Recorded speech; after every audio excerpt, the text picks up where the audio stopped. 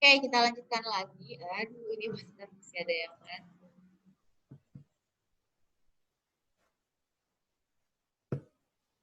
Oke, itu ya tadi ya. Jadi kalau pada sel tumbuhan, ketika dia dimasukkan ke dalam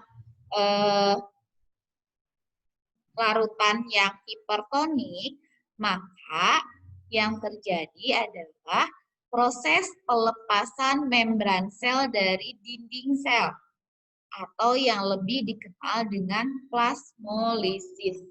Jadi sekali lagi plasmolisis itu adalah proses lepasnya membran sel dari dinding sel karena dia dimasukkan ke dalam larutan yang hipertonik. Oke, sampai di sini dulu ada yang mau ditanyakan nggak tentang transport pasif? Kavi, gimana Kavi? Paham? Lumayan, Bu. Ya, oke, nanti mungkin dibaca-baca lagi ya. Nah, yang berikutnya ini adalah transport aktif. Jadi kalau transport aktif itu dia merupakan proses pemindahan molekul-molekul melintasi membran plasma dari daerah yang konsentrasinya rendah ke konsentrasinya tinggi. Akibatnya melawan gradien konsentrasi sehingga membutuhkan yang namanya ATP. Ada apa aja contohnya? Ada pompa ion, ada kotransport, ada endositosis, sama ada satu lagi eksositosis. Oke, kita lihat.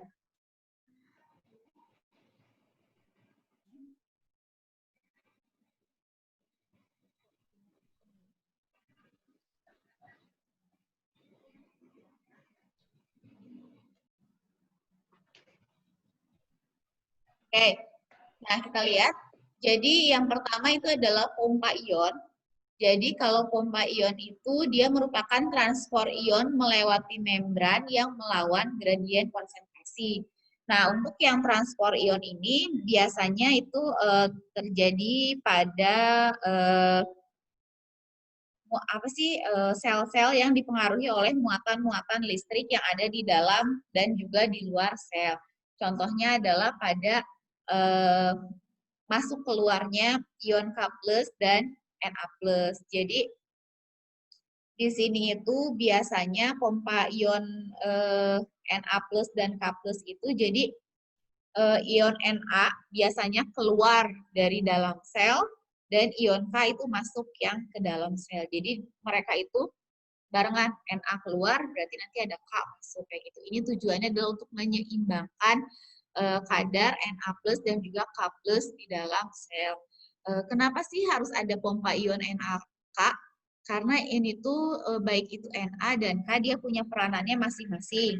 Nah, kalau misalnya konsentrasi ion K yang tinggi, nah itu tuh sangat diperlukan. Misalnya buat apa? Buat sintesis protein, atau nanti ada proses glikolisis, atau ada proses fotosintesis, dan juga proses-proses penting lainnya.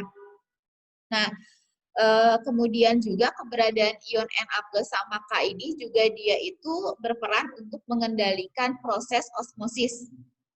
Itu ya. Lalu yang berikut juga ion Na+ sama K+ ini dia penting untuk memacu transport aktif bagi zat-zat lain, misalnya buat glukosa ataupun asam amino. Nah, kemudian yang berikutnya di sini ada kotransport. Jadi kalau kotransport ini transport suatu zat yang mengaktifkan transport zat lain yang melewati membran plasma. Contohnya katanya misalnya sel tumbuhan dia memompakan ion hidrogen. Nah, untuk mengaktifkan transport sukrosa atau sukrosa itu turunan dari karbohidrat ya. Jadi kayak salah satu, jadi kalau glukosa nanti sama glukosa dia akan bergabung menjadi sukrosa. Jadi masih satu turunan dari karbohidrat. Jadi akan diaktifkan oleh ion hidrogen. Nah, yang paling sering kebahas itu adalah mengenai endositosis dan eksositosis. Jadi kalau endositosis itu adalah proses memasukkan, ingat endo dalam, berarti memasukkan apa? Memasukkan zat itu dia melalui membran, sedangkan kalau eksositosis itu adalah mengeluarkan zat dari membran. Nanti saya gambarin deh. Oh, nggak usah, ini udah. Jadi ini kalau endositosis, contohnya itu pada peristiwa ketika misalnya hewan-hewan bersel satu kayak amuba, atau misalnya sel darah putih dia makan misalnya bakteri ataupun virus ataupun zat-zat lain yang sudah tidak diperlukan. Nah, itu adalah endositosis. Jadi proses memasukkan zat padat ataupun zat cair ke dalam tubuhnya. Atau proses memakan. Kalau proses memakannya sendiri, jadi gini, endositosis itu dibagi jadi dua. Ada fagositosis, ada vinositosis.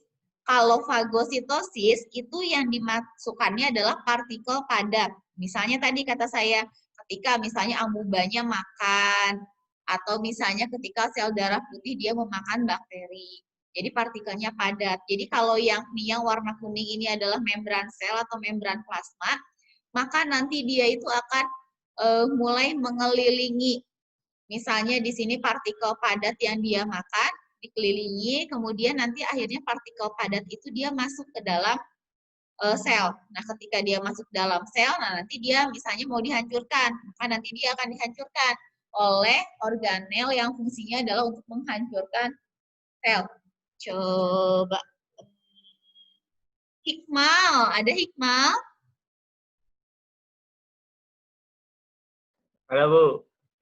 Oke, Hikmal. Coba organel apa di dalam sel yang fungsinya adalah untuk menghancurkan benda asing?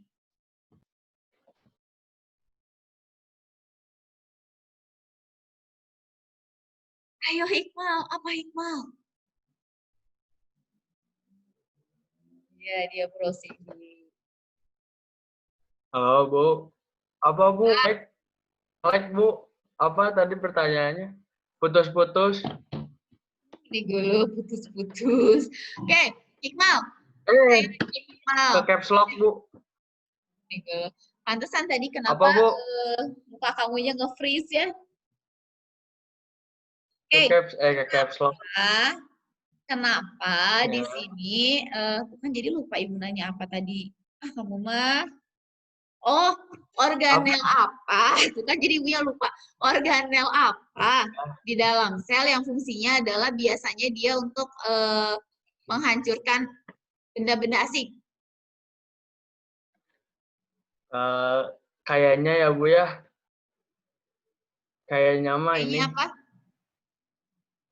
lisosom. Oke, sip. Lisosom, yeay. Awas kalau salah nanti kalau lagi ulangan ya. Oke. Oh, siap. Nah, itu adalah yang fagositosis. Lalu kalau pinositosis gimana?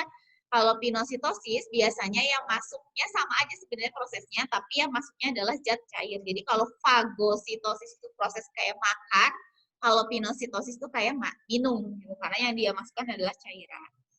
Oke, ini adalah endositosis. Nah kalau eksositosis ini kebalikannya, jadi proses pengeluaran zat-zat. Jadi misalnya di sini ini ada protein yang akan dikeluarkan misalnya dari sel, maka nanti itu si proteinnya itu dikelilingi dulu oleh yang namanya vesikel. Nah, si vesikel ini adalah kantung. Nanti si kantungnya itu dia akan bersatu sama membran sel. Nah, ketika dia bersatu, melebur, lalu dikeluarkanlah zat yang ada di dalamnya. Oke, itu adalah yang eksositosis. Sampai di sini apakah ada yang mau ditanyakan?